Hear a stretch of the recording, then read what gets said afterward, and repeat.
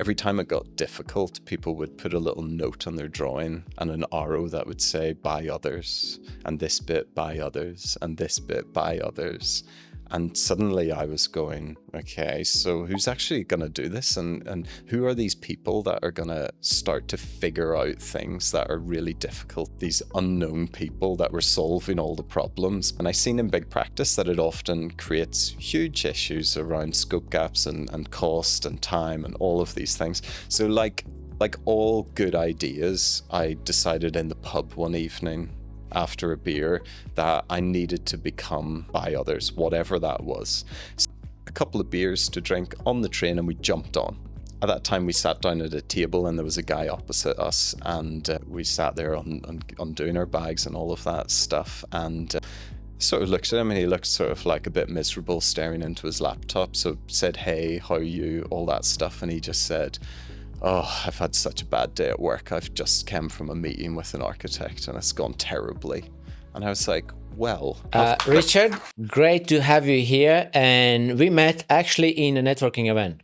I just did some podcast, and I shared across all the clients that we have. Not a podcast, it was a blog post. And in that blog post, I actually told that the power of networking. And when I attended the networking event, I was like, who are those architects here? I was like, I know this name by others. And it's like, I need to go and speak. So we have only met through emails. We have never met in face-to-face. We met in networking event. I said, we need to catch up. And then this is the best way. We can sit down undisturbed and just have a conversation. Thank you so much for having me on. And I mean, the strange thing is, the moment I met you, I knew that we already had this body of work and collaboration behind us, because we were using your surveys day in, day out. We'd use them on multiple projects. So then to finally meet the person behind all of the good work that we build upon was actually really fantastic, and actually a unique opportunity to sit down together and just discuss. Out of curiosity, how did you came about us? Where did you find us? We did a simple Google search for point cloud surveyors. We use things like Google reviews, and then we start talking to people. We run a little list of preferred consultants. We have good experiences and medium experiences. With you, it was always a good experience, so you always stayed at the top of the list, and always, every time we had an inquiry to go out, it generally went your way, because we knew that you were dependable, you could return it on time, and we knew we could rely on the information, because one of the sort of key things that can be a stumbling block, particularly with heavy renovations, is if the survey information isn't good, suddenly we end up with problems further down the line. Yeah. So we've been through this process now a few times where we've tried, tested, and we can feel comfortable relying on your information. It's the foundation. It's interesting you said about reviews, and I'm thinking, actually, that's a weak part, because yes, we do a good job. Yes, I know we do a good job, but I'm like, the reviews, we try to ask for the reviews, and then people are like, I need to go and register, leave reviews. It's hard to get the reviews. It's not on quantity, because the project takes time to complete. So we encourage people to leave the reviews, and yes, the reviews that is there is good, but I don't think we have a lot. And I was like, anyway, but they did the work. So yeah, and also word of mouth counts for a big thing. So we often sort of joke and reminisce of a time where the internet didn't exist, where everything was either through a big book of people who do certain things, or through pure referrals. And when we do analysis of our business and where our clients come from, an awful lot of our clients come through word of mouth. And I think people these days do undervalue that. People do believe that this social media, the kind of Google review process is a way to drive business. And yes, in some industries that's true, but I think in the way that we have worked together, and the way that we're speaking right now, it really emphasizes the personal connection and the dependability on that connection, and word of mouth is very much a part of that, because we've referred you, whether you knew or not, we've referred you to other people. Oh, thank you very much. Preached out. I appreciate it. and that's something that we find really important. Yeah, just taking the accountability and responsibility for delivering the job, because that eventually is just a snowball effect. The more you do it, the more better projects you have in your back, then the bigger the ball rolls ahead. But it's not about me. I just wanted to do a quick introduction. We just touched the topic on reviews. It was very interesting, and I do believe any business owner, they also think about like, where do you find each other, where do you find clients. So one thing is reviews, very important, and just getting connected to people. But now let me do a quick introduction for those of you who don't know Richard Keys. He's here in studio. So who is Richard Keys? So first of all, he's from Northern Ireland. His mission is redefine what it means to be an architect. By bridging architects into developments, he's showing that design expertise can unlock value on challenging, underused backland sites, creating a site-specific architecture where others see limitations. So Richard is the same at home, in a boardroom, the design studio, or in trenches, actually doing the construction sites, and we'll touch that later on, not only on the paper. His firm, ByOthers, is more than just a design studio. ByOthers is rapidly growing, recognized from a hand-built shed to multiple unit houses. Richard continues to change what an architecture practice can and should be. He has worked to deliver the cheese grater in the city, which was the tallest tower at that time, met the hierarchy, and got a role of a project architect for Google headquarters in King's Cross. So I think you have a good track record behind. And so here's some quotes from a press coverage. So there has been some press coverage as well on your work. So it's not just a random person that I have met, but first of all, we have worked, so I know that what you do. Second of all, there is a track record behind it. All ByOthers projects share the same ethos. Work closely with the clients to maximize the value they get from their projects. Architects have quite a responsibility to help their clients reach ambitious goals.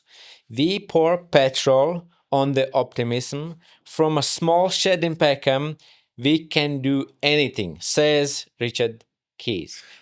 Wow, what an introduction. Wow. Well, thank you. Yeah, I mean, we really believe that if there's a good idea, we are the people to fully exploit it and seek out what opportunities exist. Many clients come to us with the beginning of an idea and they're not quite sure how it could go, and it's our job and it's our duty really to, as I say, pour petrol on that idea and see how big and how far it will travel. And we're really focused on that. My background, you touched on, I decided to come to London because I got the job with Richard Rogers, and I thought, yeah, that's a cool practice. They've done some really amazing work over the years, and I was lucky enough to come straight into the team that was building the cheese grater. So I stuck with that project for 4 years. Place. Yeah, a really fantastic project to cut your teeth as a young architect. We sat within the building in the side office while they were erecting the steel frame above our heads. That was a fantastic experience. Very high pressured. We were working under a contractor at that point. And through that, I gained invaluable experience. I seen how buildings were put together. I seen the pressures from the various stakeholders and elements.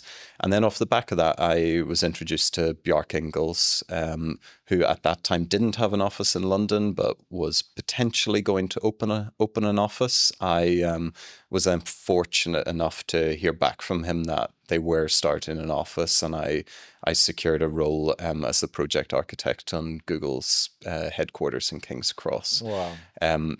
That again was another fantastic learning experience. I got to work with a world-class multinational company. I got to understand what a fantastic brief was, what it would take to design and construct the best office building in the world. And I do believe that when it opens in a year or two, it really will be the best office building. So we can have all of these debates about the benefits of work from home, work from the office, but this will really redefine what it means to work in an office. So did that give you the a fire actually for the developments actually being out there and experiencing, rather than just being in the office and just drafting and doing the design.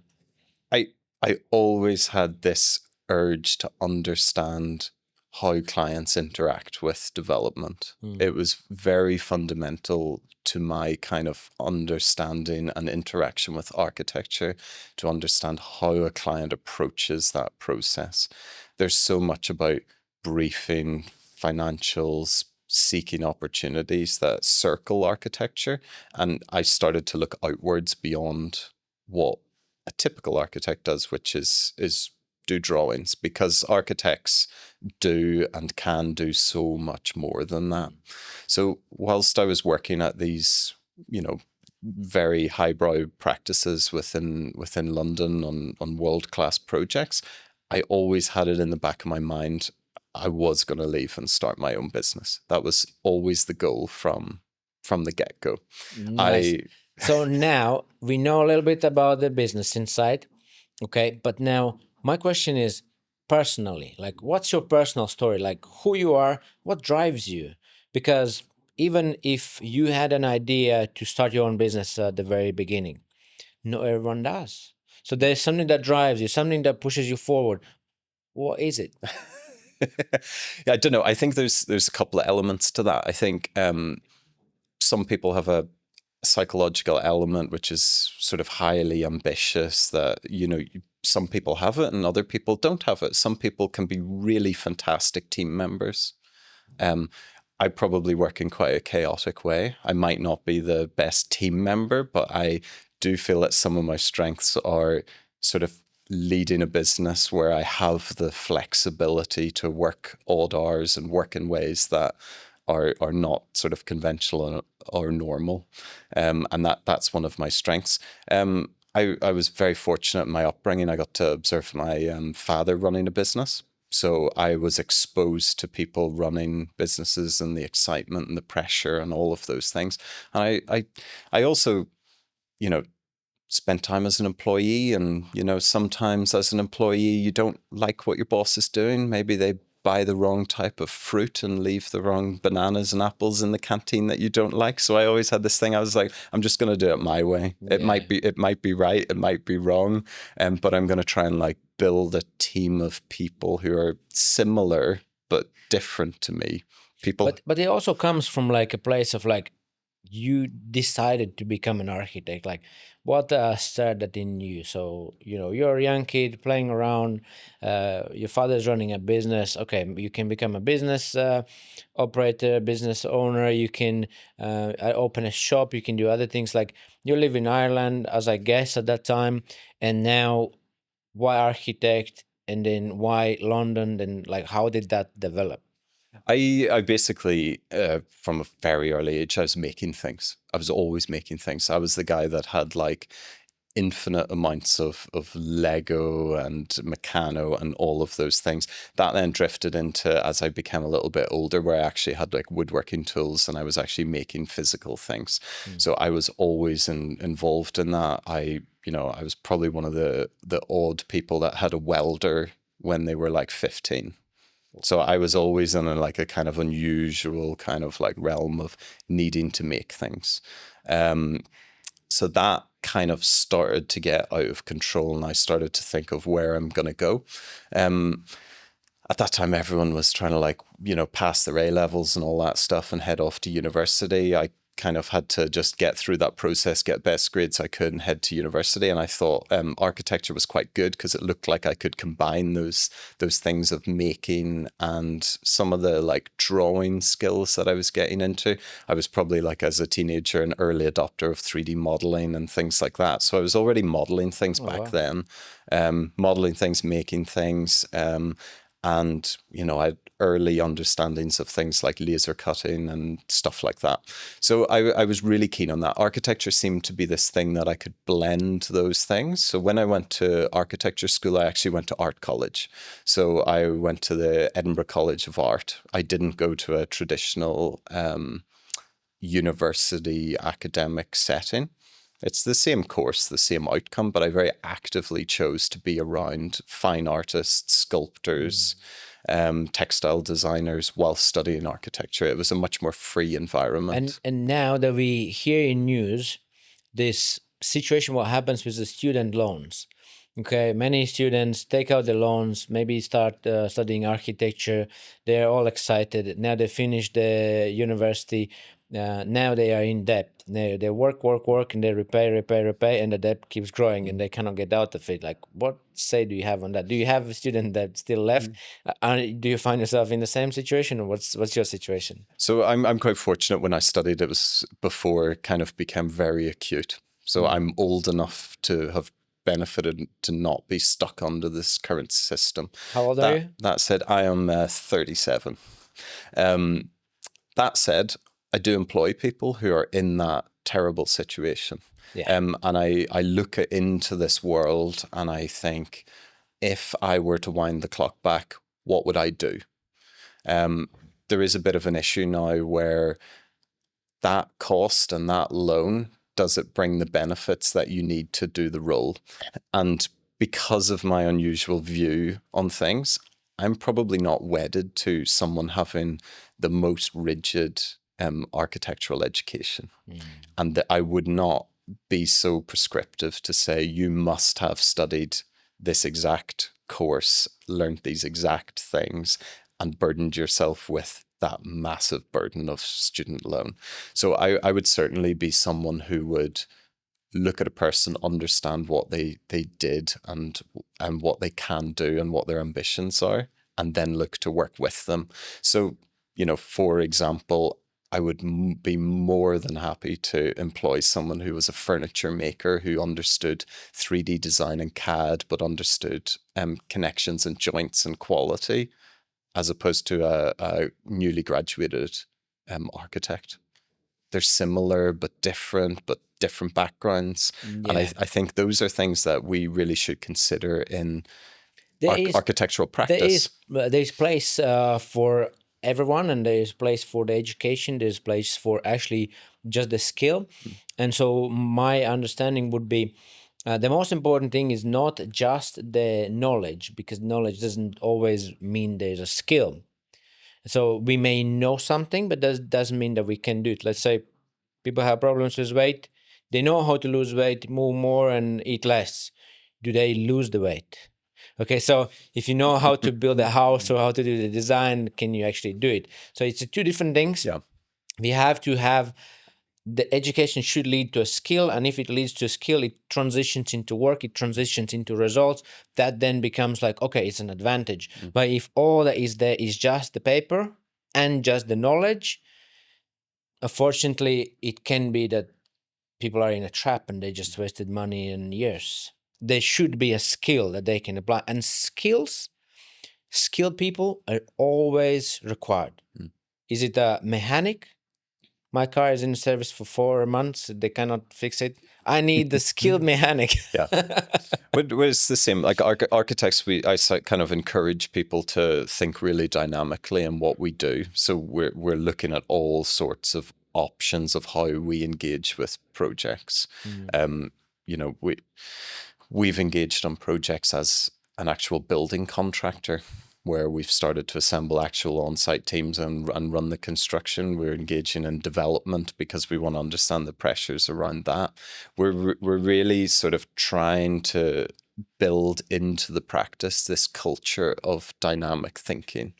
And if industry changes, I think we will be the people who can adapt to those changing environments. We will do slightly different things, and we'll blur the lines of what it means to be an architect, because I believe it's really important to firstly have the confidence in yourself and each team member to build the confidence in themselves that they can do different things. But it also means that you live a much more resilient life. You can flex and you can do anything. If you needed me to come and build a timber frame for your home, I think me and the team could do it. And that's unusual for an architect, because I would know in the understanding of your problem that you need more than just a drawing. You might need specific help. And if that was required, that's how we would work with. That said, that's a unique combination of the skills. because one skill is drawing, one skill is getting planning permissions. That's different. Yeah, you need to know as well that. But then the second skill is the practicalities and how to combine it together. And so that's why I said that you're reshaping and getting into developments as well, rather than just the typical architecture. But what is the story behind the name of the company, By Others? So this is a bit of a pun and a prod towards the entire industry. Like I said, I worked for large practices, and I spent almost 10 years working on these big projects. I reviewed so many drawings that were done by architects, engineers, by subcontractors, all the way through those processes. And there was this one thing that kept coming up. Every time it got difficult, people would put a little note on their drawing and an arrow that would say, by others, and this bit by others, and this bit by others. And suddenly I was going, okay, so who's actually going to do this? And who are these people that are going to start to figure out things that are really difficult to figure out? So basically, I became intrigued by the idea of these unknown people that were solving all the problems, but actually there was a thing where problems were created by people sort of maneuvering around things which are driven by risk, and either risk or misunderstanding or not full comprehension. I sort of wondered how that actually pans out. And I seen in big practice that it often creates huge issues around scope gaps and cost and time and all of these things. So like all good ideas, I decided in the pub one evening after a beer that I needed to become By Others, whatever that was. So in the pub, I managed to buy the web domain ByOthers.com. I was still in employment, so it was just kind of a joke thing to do. But I was like, that is a thing that needs to happen. And from that point, I started to build this idea that By Others is actually a little group of people, a collective of people who are all kind of their own individual representations of themselves. They're not under, it was never an option for me to call it Richard Key's Architects. I would never have entertained that at all. But the idea that it's about a group of people or a collective was very enticing to me. It also opens up the opportunity that as we grow as a practice and find our feet, maybe one day I'm not part of it. And if you've set up as Richard Key's Architects, unfortunately, Then where is Richard? Yeah, where is Richard? And that shouldn't be the case, because the people who I work with are incredibly talented and skilled. And I'm very fortunate that they can, do the amazing work that they do each day. And I feel very privileged to sort of try to be an enabler for these things, and try and win the best projects I can. They're doing amazing designs and hopefully having a great time. Okay, talking about winning projects. Now, many architects find themselves stuck in the grind, and they just don't have time for sending out the quotes, or even if the project comes in and they need to send the tender quotes out, it takes a day, 2 days, 3 days, 4 days, maybe a week to just respond to it. And in that moment, there may be someone else already who has established the relationship, because there's this named speed to lead. And if someone calls you, you don't answer, they don't usually tend to call you back. They just, what's the next number, and call the next number, unless they specifically needed you. So my question is how do you get yourself out of that architectural grind so you have the ability to then try to get those best projects on for your team? How? It's a challenge, and it's a real challenge in a small practice. It really is. So I effectively have the mentality at all times that I need to clear my desk and clear my diary at all times, so that I can be responsive to changing situations. And I feel like that sort of goal or intent, if you begin practice with that, you're much more likely to maintain it. I think there is a tendency to sort of want to be completely embedded in your current projects and in the kind of every single detail as someone who's running a business and starting a practice. But what you actually have to do is step back from that and go, like, if I start to clear my desk and if I start to clear my diary and keep myself as free as possible, what you're actually doing is giving huge opportunities to your team. And you actually let your team have that ownership rather than be the overbearing boss that must be checking every single detail and all of that stuff. And what I've actually found that the architects that I employ become incredibly passionate about the projects that they're doing, and they really do their best work. Yeah. And that's where I talk about this idea of enabling people to be themselves. So I approach it in that sense, where 9 times out of 10, if a client or a query comes in, I will straight away be like, I'll get that back to you in a day. I'll meet you for coffee tomorrow. Let's Wow. do it. So we Wow. try to be really, really responsive, and I also try to Wow. grow my network at all times. I have many I have many stories of how we've met clients, but one that stands out is I had just been up to York for a presentation with a client. It went absolutely fantastic. So we finished the presentation. Me and one of my team headed to the station in York, and just before we got on the train, we bought a couple of beers to drink on the train, and we jumped on. At that time, we sat down at a table, and there was a guy opposite us, and we sat there on doing our bags and all of that stuff, and sort of looked at him, and he looked sort of like a bit miserable, staring into his laptop. So said, "Hey, how are you?" All that stuff, and he just said, "Oh, I've had such a bad day at work. I've just come from a meeting with an architect, and it's gone terribly." And I was like, "Well, have a beer because we're both architects. How can we help?" We spent the 2 hours on the journey back to London after discovering he was the CEO of a £1 billion company, and they became one of our biggest clients that year.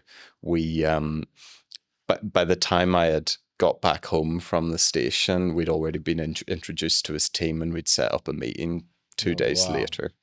And we worked with them over many projects over a few years, and we had some really fantastic times and fantastic results. So I would say that you have to kind of take this approach where your outlook is very positive, and that everything is a possibility. That's not a Yeah. unique instant. That's one of the best instances that But we've had. But I take that approach of be free, be flexible, talk to people. You never know what problems people are having that you might be able to help with. yeah, and you see that may be looked at luck, okay? But I do believe that luck is where the preparation meets the opportunity. And in that case, you are prepared. You already did know what you do. You already had a confidence and the track record that you can deliver things. And so when there was this opportunity, you then say, "Hi, I'm an architect," but you could not talk to the person. You could just sit by yourself. You could not say that, "Let me have a look at it." You may not say, "Oh, I don't want to bother other people." Okay. And that was the opportunity. That was the preparation, and you were ready. And that then becomes luck. But so many people have so many opportunities. And when you say you have to have the outlook of like possibilities, but if you have that outlook, that means then you have the opportunities that you're taking. Now people think that you're lucky, but they also have the opportunities, but they just don't take them. Yeah, I completely agree. I mean, many people look at very successful business people and wonder, oh, they've had this luck or that luck. And of course, everyone starts from different positions and different outlooks. But generally, when I meet business owners, they all have this kind of motivation to meet people, expand, to look at new opportunities. And I think it's a form of personality that can be fostered. So, if you are someone who is perhaps a little bit more shy, baby steps, start to talk to people, but just look at all of those opportunities, and also be aware of your limitations and your vulnerabilities, because you might be slightly more shy, and you might be able to lean into um, building more confidence. That may work, but also just be open with people if you communicate in a different way. So we meet many people who will give design presentations to, and they'll say, thank you very much. Let me sleep on it, review it again in the morning, and then I'll come to you with feedback. Yeah. And it's about understanding those different ways of working. So whilst I use a very,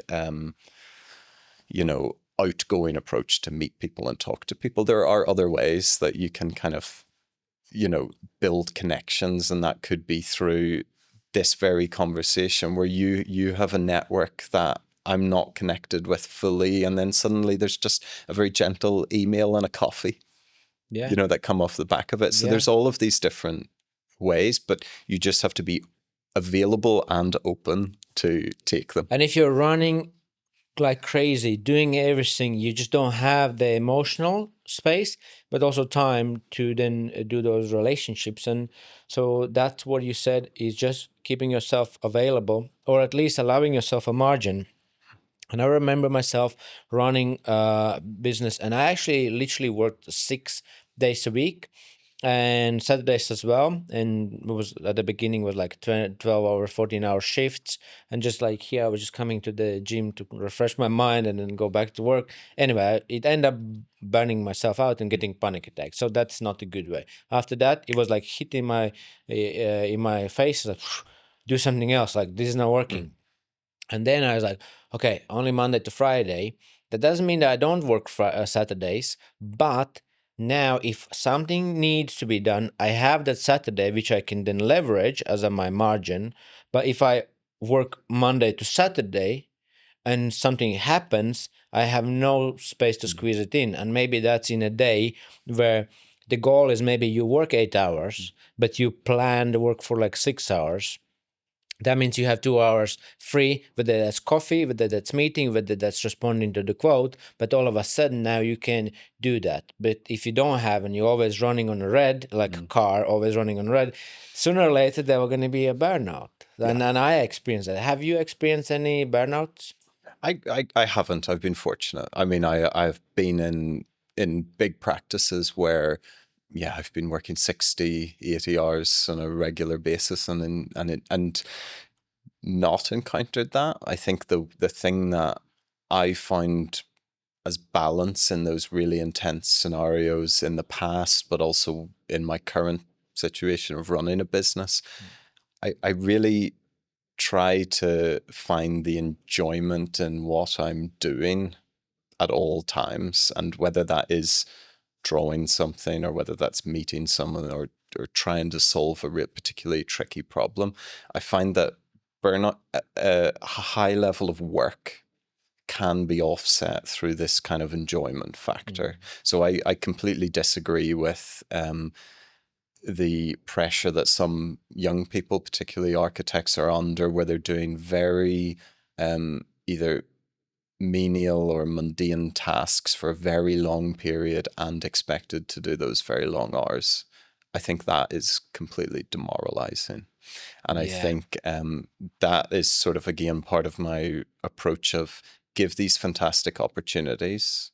If someone wants to spend more time on it because they're getting a bit more feedback and credit from the project along the way, let them do it, but more in a kind of choice and benefit process. So I have done the kind of the very intense and long hour kind of routine, but I tried to always make sure it was on the basis that I was learning and enjoying that process. So I've been fortunate not to encounter any kind of burnout along the way.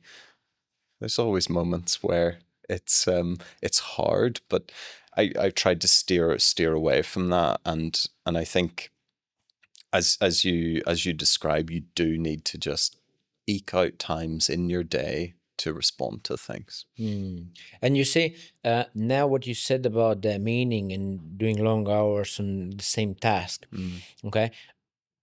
I wanted to add this. Energy follows meaning. And just think about this for a second. I now sign up for a half Ironman. That means 10 training sessions in a week. Okay. There'll be a lot of repetitive, long, exhausting training sessions. Okay, that will be exhausting. But if I have a meaning that will gonna move me closer to the goal, whether maybe drafting those plans or maybe doing those meetings or networking events, and then just repeating, you can sustain that and not burn out, because the energy follows meaning. That means if you attach the meaning that is what you need, that's what moves you forward, that's what gives you the drive, okay, all of a sudden this movement is full of energy. But what happens is, where I burn out is when I was doing the activity at work, but things wasn't moving forward, and my meaning was, what's the point? So think about this.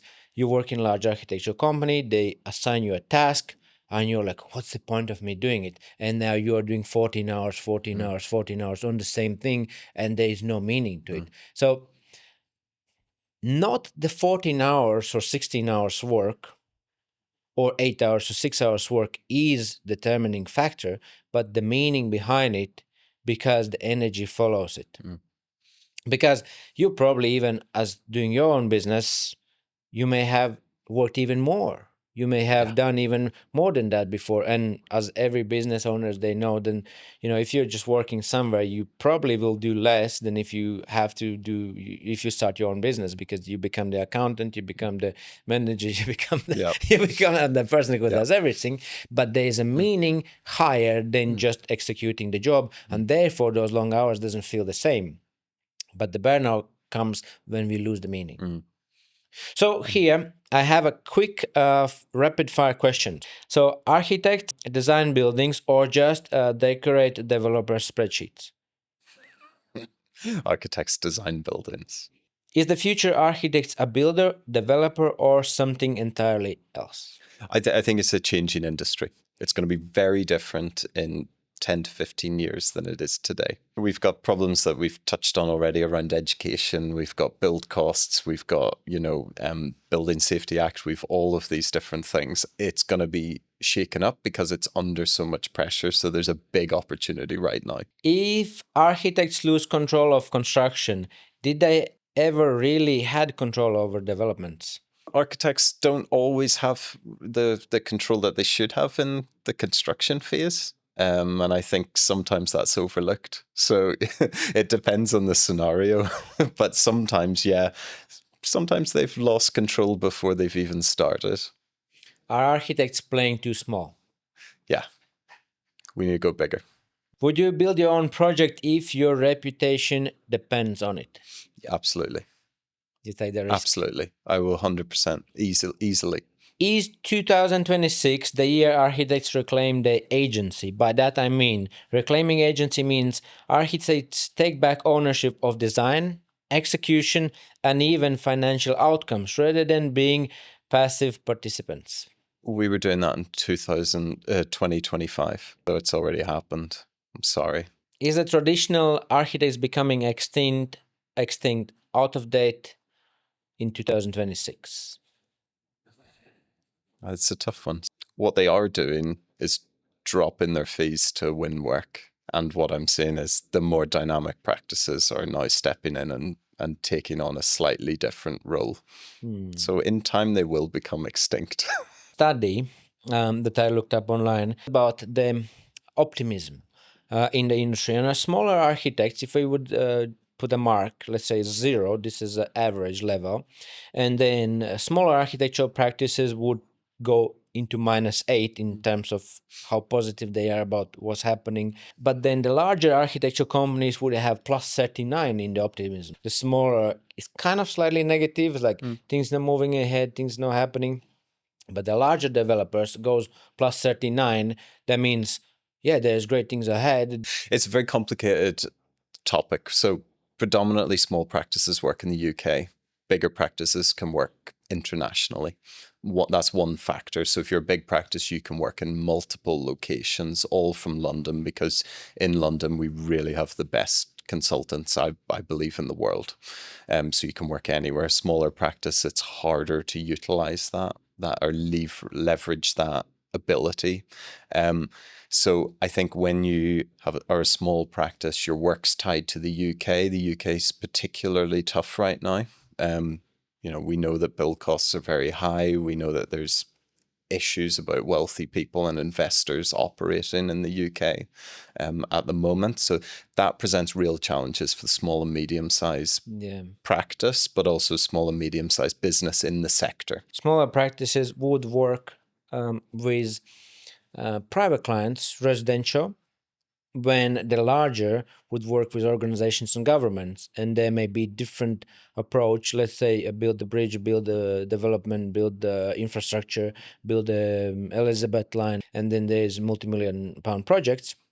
Therefore, there's optimism because the government, the cities is building, but the families, they just don't have enough resources, and therefore they're slowing down. So you see the difference here. I think if your business relies heavily on private homeowners, it's an incredibly tough market right now, and I empathize a lot with practices. But what I would say and encourage them to do is sort of start to look at their abilities and apply them more broadly to other sectors, because they have the skills to do that, and they can do that. So it's about targeting slightly different markets to what's conventional, and that's part of my approach of being dynamic.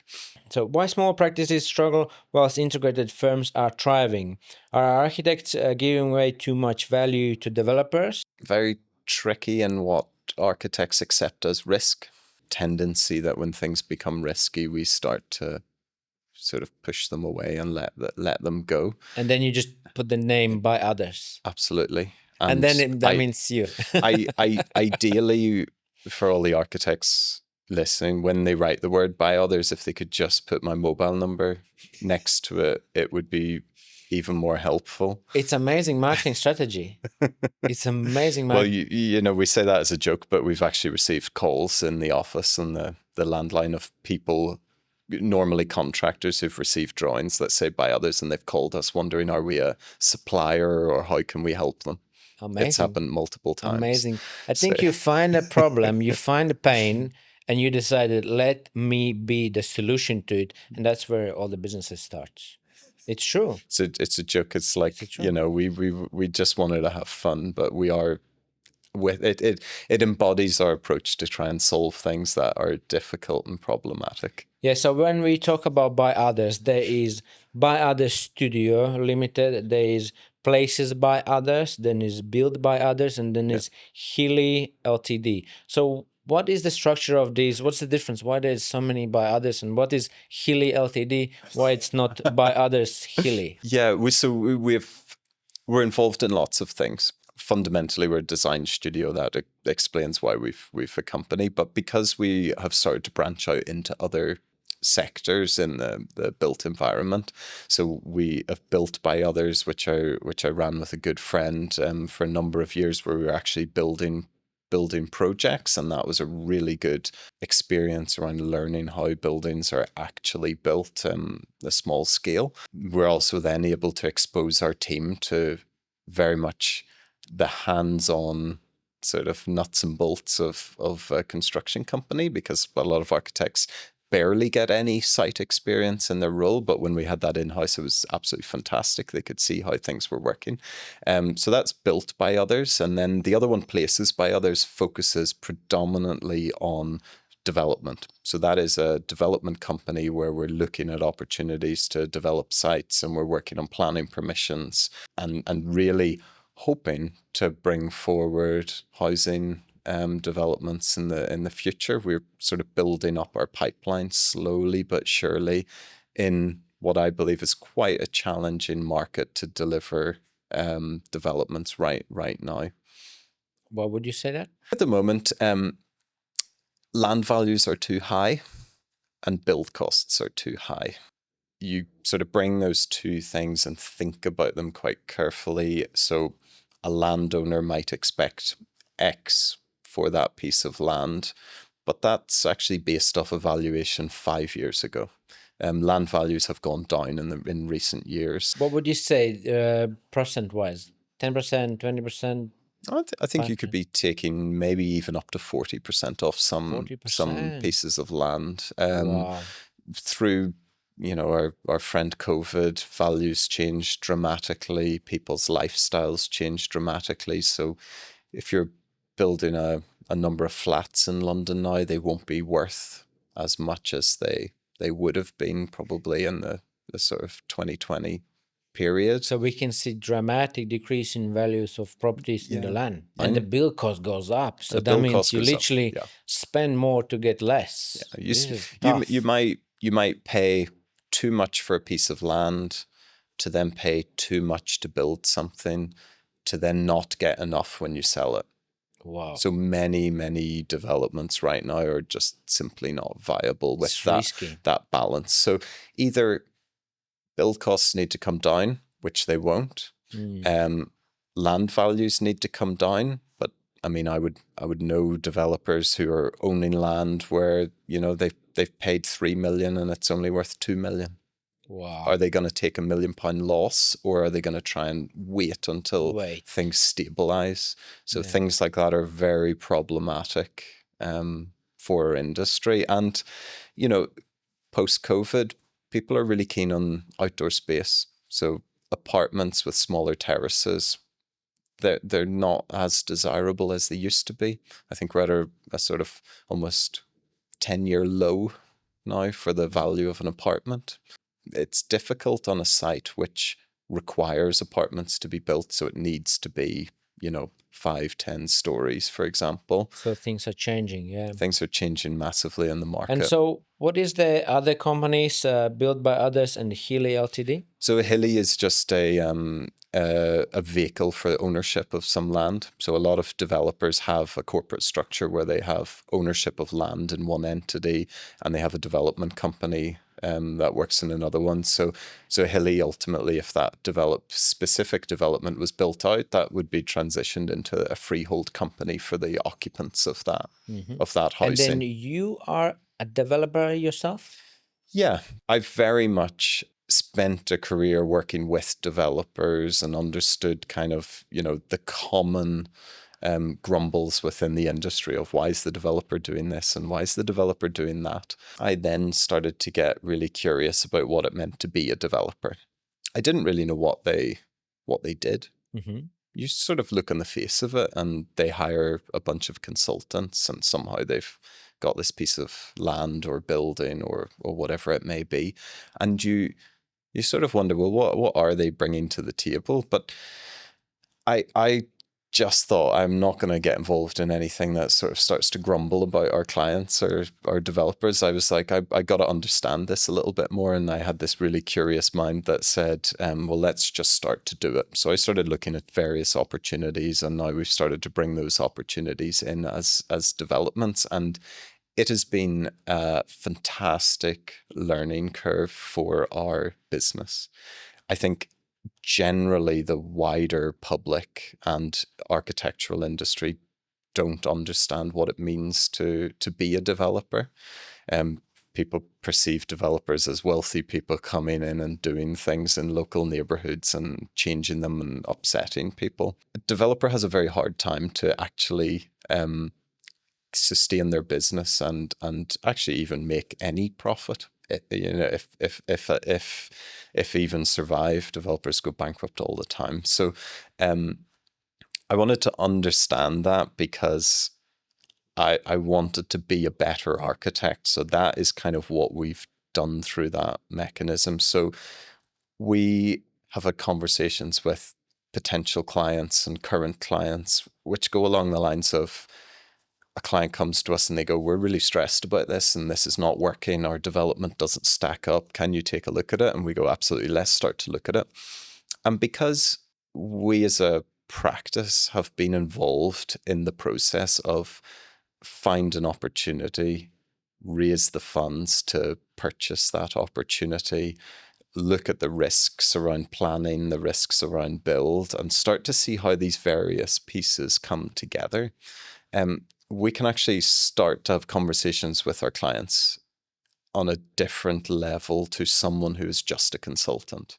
So we can start to really talk about what it means to achieve a viable scheme and what that means and what we change. Because the perception often is developers need to grind down the product to the lowest value to deliver it as cheaply as possible. But actually, a developer isn't necessarily doing that. And if you kind of start to have a conversation about what that could mean to give a better product so that they can achieve a better sale price, or they can manage the build costs in different ways, or simply we had a client that we were able to add one extra apartment to the scheme and suddenly the whole thing unlocked. Wow. And that was just by a very strategic kind of move of saying, let's go in and make some small tweaks to the planning permission to get one more unit in. And that kind of works. And we can do that in a way that is very considerate in terms of design, and we can understand their pressure,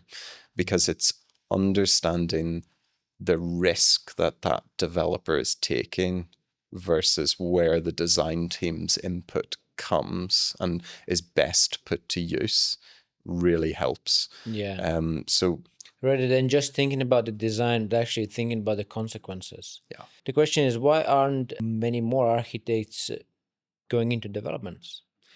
I think the risks are so great, and I think they're misunderstood how great they are. So if you take the average small developer who's doing a handful or a dozen units, they have a very unusual scenario that they employ this team of consultants who are paid fees but have no other stake or skin in the game, is kind of the term. They've no other skin in the game. The developer has everything in the game. And they're paid their fees, they do the work. Are they incentivized to really get the best outcomes, or do they really even understand what their decisions mean, or what can it be? And then I think the thing to consider is the developer then has to enter into this process of building out this permission. So they've put the money down to buy the land. They've then put all the money down to hire the team to help them get planning permission, to help them do all of the drawings. And then they're on this cusp of let's build it. And generally at that stage, you need to take a large loan. So you're taking a loan of, in London, if you're building half a dozen apartments, you could be taking a loan of £2-3 million. And one of the requirements of that is often a personal guarantee. So there will be a developer who is just about to sign on the dotted line for the loan to build out this scheme, going home to talk to their partner to say, I'm going to put our house down as the collateral on this warranty. So you've got a guy who potentially is going to lose their home if it goes wrong. Wow. To build half a dozen Wow. housing units. And then when you start to understand that psychology, you start to understand the pressure that that person is looking at and facing. Because small developers often only have one or two projects on the go at one time. So you start to understand it. So to go right back to the question, why are more architects not developers? I think they're worried about having those conversations about risk, and worried about how they manage that and have the confidence to do it. It's not for everyone. It's not for the faint-hearted, and you really have to be confident in the process and understand the process, and you need to know the end-to-end goal. And that's where we've tried to position ourselves slightly uniquely in the market, where we can talk to, I use this kind of example is like an architect needs to be someone who can sit in a boardroom with a CEO. I mentioned earlier a billion-pound company. I can sit and talk to that guy and talk about ideas, but I'm also extremely confident to be on a building site with a chop saw making a timber frame. It just proves the point both of those when things. in the introduction I said you're the same person in the boardroom, on a construction site, or at home. It's the same person. You need to be that dynamic. I'm not unique in that sense. There's many people out there who are exactly the same, but I think you need to immediately not position yourself as a kind of an architect with their kind of tie done up too tight, sitting at a desk only doing drawings. What happens when an architect controls the budget as well as the design? Can be very beneficial, but can be very stressful. So I would encourage architects to actually manage and control the budget. Now, architects are not experts at coming up with numbers, but what I would say is if you find yourself in a situation where you are managing and controlling the budget, get a really good quantity surveyor to sit by your side and be your partner through because that that then process. creates that responsibility then Yeah. in the dynamic, rather than being the consultant and I get paid anyway. Then it's like, okay, now all of a sudden there's a little bit of accountability. Yeah. Why we're running over their budget, why we cannot complete it because we spend all the money Yeah. somewhere else. Now all of a sudden there is a different approach also on the design or the approach to the project. If you have the responsibility as an architect to be the person to pick up the phone to the client and go, this is looking like it's going over budget, that changes your engagement with the client. If you're simply the architect and the QS is the person picking up the phone and telling the client, hey, it's over budget, often then the client goes straight to the architect and goes, why is my project over budget? Whereas if you work in partnership with people, you can understand why it's over budget. You as the architect are best positioned to talk about ideas to save money, but you got to be engaged in the right form and proactive. A good design, who's benefiting most of it? If you need to pick one, is it the client? Is it the architect? Is it the developer? It's the client or the end user. Yeah. So we need to think about these processes differently. We actually are talking to a client at the moment about a 100-year project. So we're talking about what happens in 100 years. And we're now designing projects for people who are not even born yet and don't, we have no idea who they will be and what they So will you have do. to have a vision for years ahead. Many years ahead. So that drives a different agenda for a project. So we are looking at buildings that are completely net zero and self-sustaining, and that we can reliably say, hey, we think in 100 years this will be able to function in an energy sense as it will. So it's always the end user that we should focus on because they'll be around for a long time.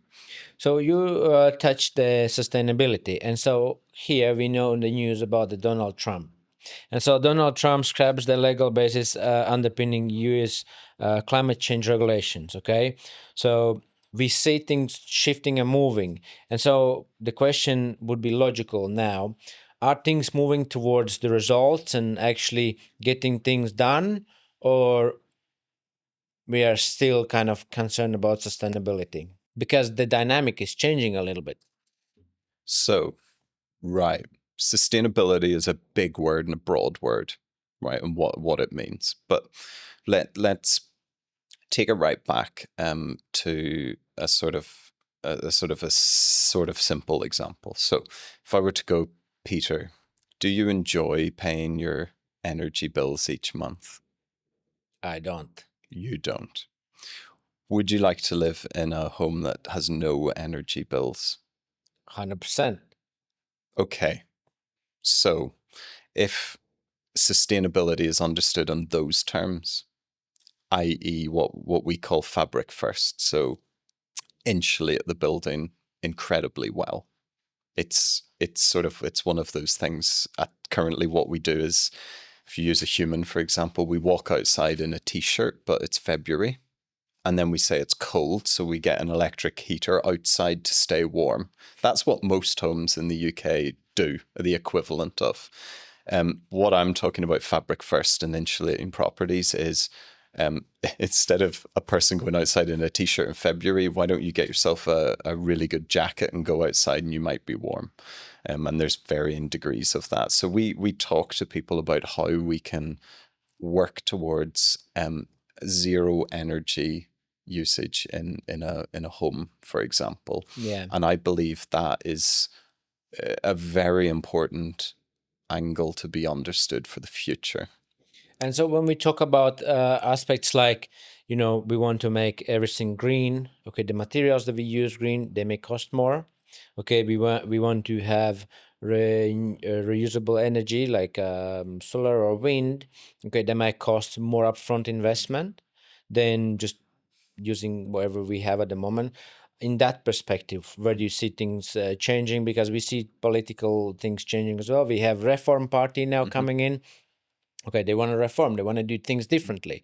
Okay, and we see the global scene, we have wars, we have all the things. And so to me, it looks like that the strength, confidence, and power is what's where the new trend is. When before was like, let's take care of everyone. Now it's about share power, share results. Let's go, let's smash it, let's crack it.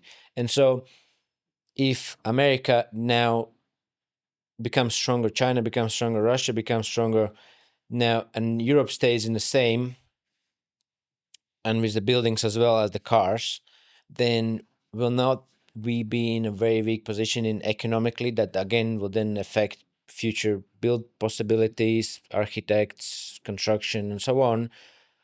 So there is this kind of a dynamic where they're like, we should build because we are still a housing crisis. We need to build more houses. We need to get the planning approved quicker. But then we have to think about all these things, how to make it environmentally friendly. So where do you see the trend moving? I don't. They're not mutually exclusive. So we could talk about, is the UK economy in a tricky place? Yeah, probably. Is that going to make our energy bills go up or down? They always go up.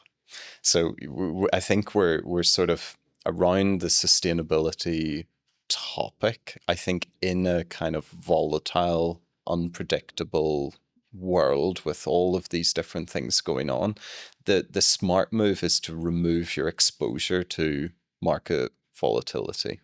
So if someone can work in a sustainable way to minimize their energy usage, I think that would be the very first step.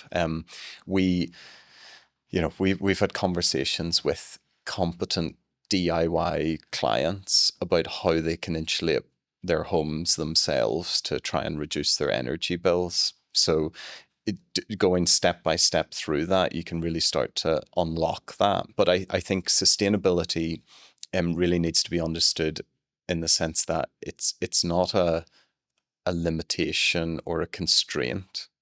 Because if I even go back to my example of standing outside in February in a t-shirt, It's a very good example.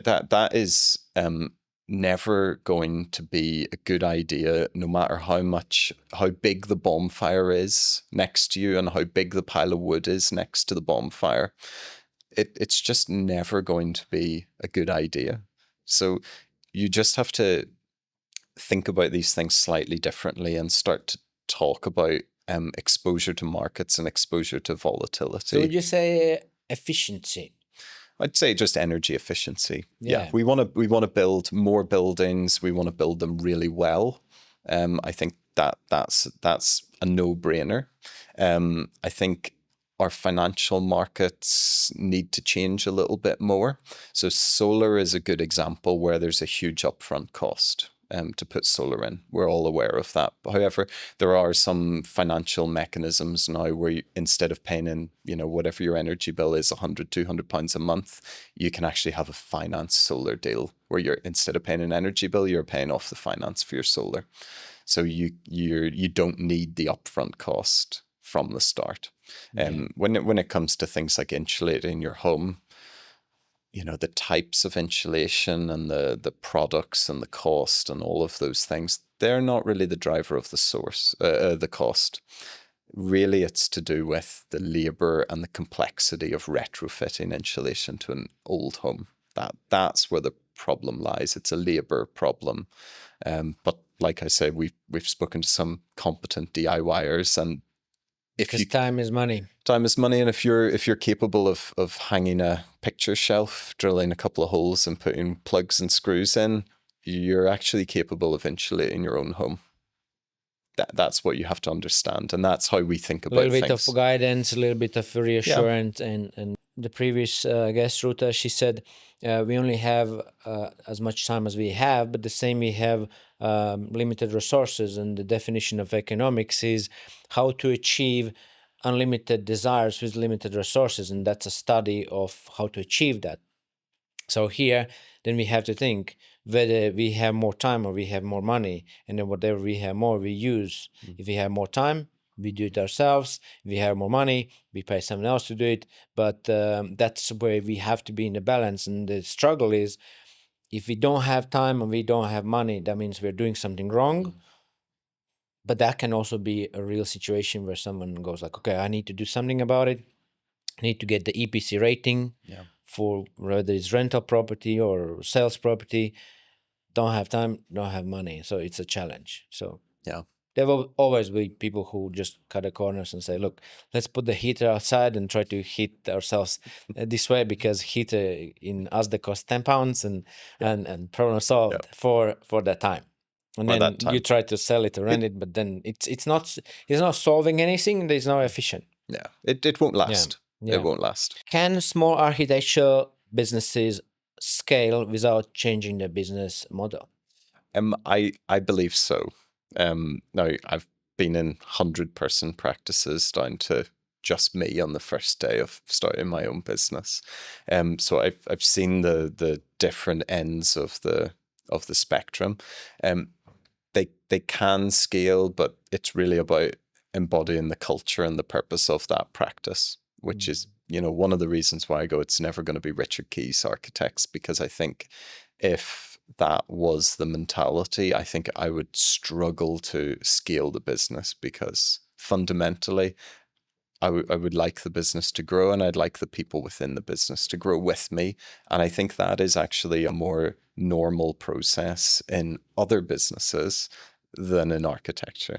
And what part in scaling architecture business plays integration into, like you said, developments and other areas rather than just doing the consultancy? Yeah, I think we'll always be integrated into other aspects of it. We are constantly talking to our current clients and potential clients about other things that we can do, whether that's working on branding for a development, or whether that's working at, a portfolio-wide analysis piece. We try to be much more than, the RIBA stages. We really try to go beyond that. Because there's literally two ways. One way is you just do more of what you do already, and that means you keep the same. But the other thing is you take a little broader kind of outlook, and then you have the development, you have the construction, like you have these multiple companies. And so that's also one way how to approach it. And then also all of them generate their own connections, their own clients, and then you can pass through those companies the same clients, and they stay within the same group, where you refer each other because you already know what they do. So that's an alternative way of growing and scaling. But that then requires teams. So there's a saying, it requires a teamwork to make the dream work. Yeah. So and we will change in the coming years. So this is what we're doing currently, and what we've done in the recent years will change, and there'll be other things that we'll get interested in, and the business will flex and mold. We find that really exciting. And so what are the tasks that architects should avoid or outsource completely? Yeah, I should probably at this point say all surveying. No, joking. No. I think we really need to look at things that help, like you say, lever our best skills. My best skill is not capturing an existing building at all. Of course I could sit there and spend an excessive amount of time and try and figure it all out. That's not beneficial to the business. So there really are like a raft of things that we outsource. Surveys are one example. We do lots of different types of project management software, and things like that is another thing that we effectively outsource as a service, as a software. There's different aspects that we try to let go on, and we try to go like, well, what things are taking an awful lot of our time and driving this little bit of frustration within the team? How do we get rid of that? How do we get our accountants to do a little bit more for us so that we can focus on the business? Yeah, and I read this one book at the moment. I'm going through it, and it talks about marketing, but it talks about the teams and agencies. And so one of the aspects that was from this book is that every business should work with multiple agencies. And so in this case, it was about marketing, like branding your company. because how much it will going to cost you to take on the talent, but also when you have the teams, the agencies who does it, they not only have that expertise, but they have expertise across multiple clients, and they will going to know what's happening and what doesn't work. But when we only do it in-house, then we only have this expertise and we don't have this insight of what has worked for other clients, and then we don't have this advantage. When it gets to a point like you're growing and scaling and becoming large, then there is the consideration of taking it in-house. But also, if we are talking about scaling and growing, if you're taking too much talent on, there is responsibility, there is national insurance, then there's holidays that you need to pay, then there's all these costs, and then if you don't have the work, then you may find yourself that you're actually losing rather than winning. But especially in the beginning stages, having the power team, whatever is that, that's why I ask what are those things that you need to Yeah. outsource, and say that is the person who can do it. And even as an architecture company, you don't do everything yourself as Richard. You have the teams, and that also is the same collaboration, whether the structure is through employment, whether the structure is through freelance, whether the structure is through a contract. Yeah. And that's what the developers also is doing. Not all of them is employing everything, but they go like, okay, what are the teams essential that we need? And then there's some key elements that they bring in-house, because they go like, we need that certainty and stability. We cannot rely on whatever happens. So Yeah, it's really, we look at it in terms of core skills. yeah. So we would say that the very, very top of the sort of team's ability is design. So really anything to do with design, anything that we can focus on in design terms is what we should be doing. Architects are great designers, whether that's a building or a piece of furniture. That's where we focus. Anything that starts to come into our business that's not design, that's normally like a little flag where we go like, okay, this is something that should maybe be considered to be done by a third party. Okay, and so now we have two elements. There's one element we need to outsource things, but then there's another element we need to integrate. Where to integrate, where to outsource? How then you decide? It's design and creativity. Those are the two. Those are the way that those things go. So we will always keep things that require that creative input in-house, and that's where our skills are best placed.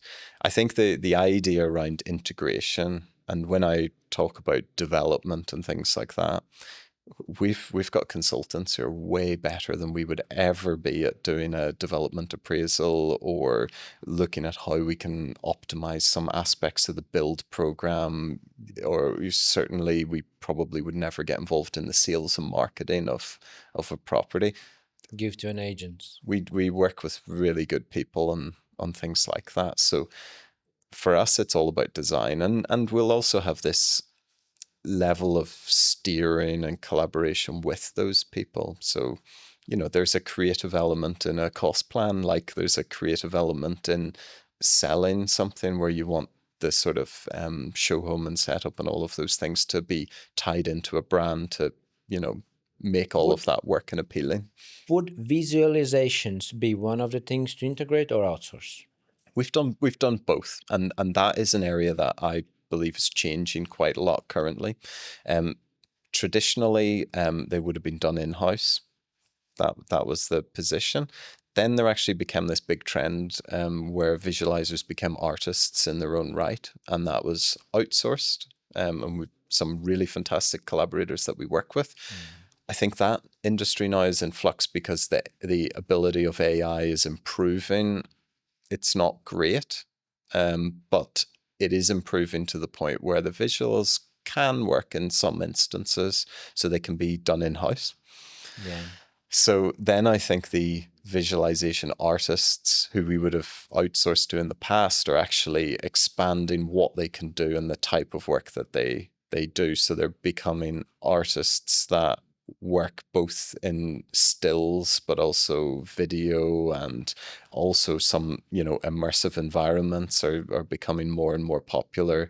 So we're actually just seeing that whole thing shift. So we work with some clients who are not that interested in a 2D image of what something could look like, but they actually want to put on a VR headset and run through it using Unreal Engine to fully visualize and experience the Yeah, and that's space. the new trend to go through Unreal Engine. You have the 3D model, then you walk through it and you can experience, you can see how it will going to look like, how the sun will going to be, where's the shadow will going to be, and that's brand new opportunities. Now, It's a we are different thing. actually also partnering with Methodology.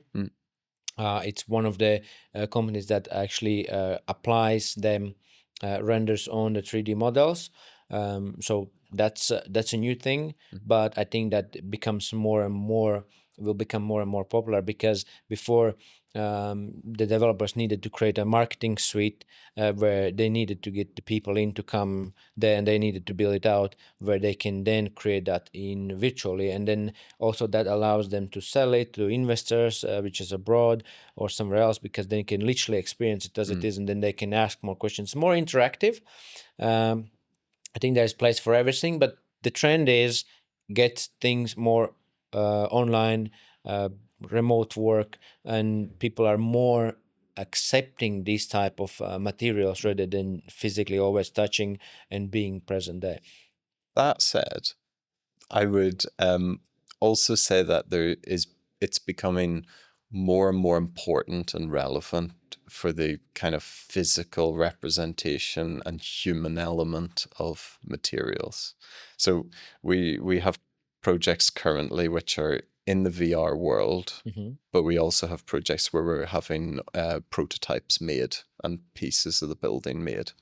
So I think there is a very careful balance between the two things, and I think architects are uniquely placed to navigate the needs of those two different So things. where the balance is stronger at the moment? 2026, real life experience or virtual experience when it comes down to a development side? So I think the default answer that most people give is the virtual space. But what you would say? So what I would say is it should really be a hybrid model.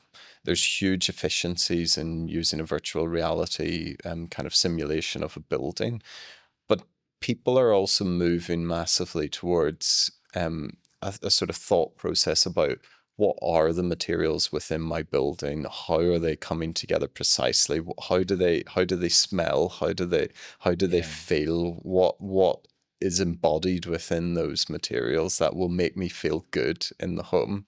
Some of these things are much more beyond understanding a spatial constraint. Some of them are about a sort of a very basic human need of understanding materials and construction methods.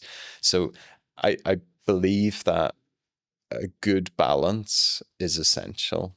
We have last year built full-size mock-ups of parts of buildings, so wow. one-to-one, so that they can be experienced and understood. And then we've made revisions and fed that through. All of that work. That's for like a marketing suite, yeah. Yeah, or just for a client presentation. Yeah. Prior to that, we would have done the full, three-dimensional review of how it is, but it really doesn't compare. What is the biggest bottleneck for architects to grow? Certainly a difficult question to answer. I would say from my perspective that architects should try to do two things. First thing is really broaden their horizons as to what it means to be an architect. I think it's no longer the kind of the fountainhead character who is laboring over his drawing board day in day out. It's also not a contractor, but it has to span those two things. So I think we as architects and as an architectural community, I think there's a real opportunity to broaden those horizons. That is the first bottleneck. The second bottleneck, I believe, is starting to empower your teams. That we've got a little bit of unrest within the architectural community, in particular young people. So I think really letting people experience what it's like to run a project when they're young, what it's like to understand how detail and construction methodology comes together is really important. So I would say the biggest bottleneck now is ensuring that you've got a very broad outlook on what it means to be an architect, and the second one, that you really empower your teams. I think doing those two things, I think the idea of scaling an architecture practice It will become possible. Is possible. Yeah. And is very positive. It's both positive and possible. If we keep doing the thing that we always been doing, we will get the same results. So if we talk about the growth, we have to broaden it up so we can see different perspectives. If I am the person who has to execute it, then scaling means growing, so doing more. By doing more means I need to do more work. But if I'm already busy, how much more can I take? So to be honest, actually the only thing that can be scalable is something that I don't do, but because that means I can enable more teams, I can enable more people, I can empower more, and that means more things can be achieved. Because there is only 24 hours in a day, that means there is no scalability if we don't empower people, if you don't empower teams, if you don't look at this in a different way. But few architects given me this impression that outsourcing is kind of a negative thing. And we have employed people and we have also outsourced teams, and that's a hybrid. But a developer is not doing everything. He's not building the drawings, he's not doing the finance, he's not doing the construction, he's not doing everything. He's managing the whole process, and the same like architect is managing the whole process. And then there's multiple teams who are in their own space, professionals and skilled. And I think that's the only way to do it, because if you look at any big architecture company, it's not one person doing it. There is teams. And so how to structure the teams, that's down to everyone, how they see that works for their business model. But I think there is a power in collaboration. And of course, when we start, it's always the one-man band. You have to start somewhere, but the goal is not to stay one-man band. So how big is your team at the moment? It's just 4 of us. 4. Small, but very highly skilled, and people who I enjoy working with every day. But you're absolutely right. I mean, really the huge benefit of the human race is our ability to collaborate. That's it. Yeah. That's it. That's how we have achieved building societies and cities and these incredible achievements, is through that collaboration. So, and that at times can be misunderstood, where people start to think that they can go it alone, or they can do this or do that. But the way really to utilize the brain power that we have is to really work through that collaborative process. Thank you very much for coming here, and I think this is also a collaboration where we can share some light in what you do, who you are, what you're about, so people get to know you. And I think there is power in getting to know people and getting them to know you. And the more people can find out about you as a person, can see who you are behind the scenes rather than just the brand and the name, that builds trust. And that's the main reason why we are actually doing it. So thank you very much. I appreciate it. Thank you very much. I mean, really do just reach out, go to our website, ByOthers.com, or drop me an email, richard@byothers.com. We're here to help. We've got lots of expertise, lots of different views, and we're slightly different to your normal architect. We'll help you through whatever project you're struggling with, and hopefully unlock it for you. Richard actually has built his own studio. We briefly touched it, his own studio in his garden, and there's been big coverage on that. Richard's not only talking from knowledge, he's talking from experience and from working in multiple projects. And I think there is power in actually having someone who understands the side of the development, actually of what it means to do it yourself, and then actually planning and then doing the design. So thank you very much for coming here. Thank you very much, Peter. Thank you.